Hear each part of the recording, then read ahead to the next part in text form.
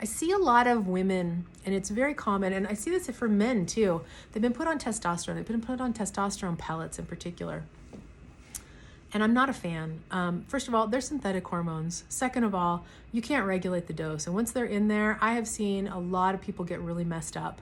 And you just kind of have to wait it out, because the issue is up farther upstream. It's not just that you have a low hormone. Treating a test, I want to talk about the real pitfalls of treating a test. You are not a lab test. And hormones fluctuate throughout the day and day to day.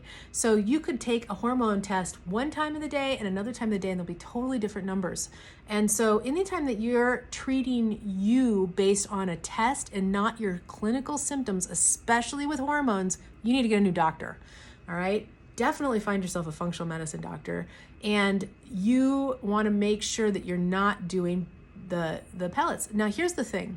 I have patients who've also love them. They're like, I feel great. I'm amazing. It's amazing. I feel fantastic.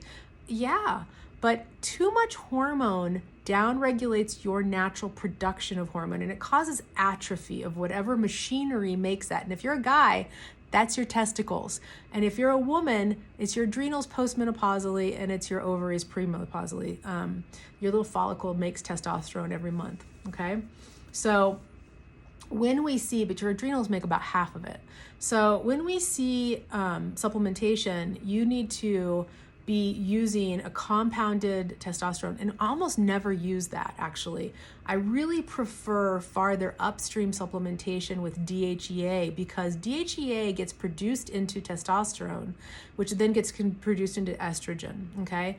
And your body will regulate where it's going, and you got to make sure that you're doing a Dutch test, because you need to know how it's being broken down and metabolized, and seeing all the metabolites for the hormones. So you can hear that this is complicated, but you got to make sure that you have somebody to help you navigate this. And I don't like synthetic hormones, as you can tell. So, and that includes oral birth control. Sorry, this sucks. That's a whole nother conversation. But if you are on oral birth control, you want to switch to an IUD, right? And preferably one without hormones, which is the copper IUD. If you have a really, really heavy bad period, you're not going to want to do that. You'll probably want to do a Mirena, which has got progestin, which is not a normal progesterone, but because it's local, it's kind of like you gotta pick the best of the best of the evils, really, right? So that is hopefully helpful.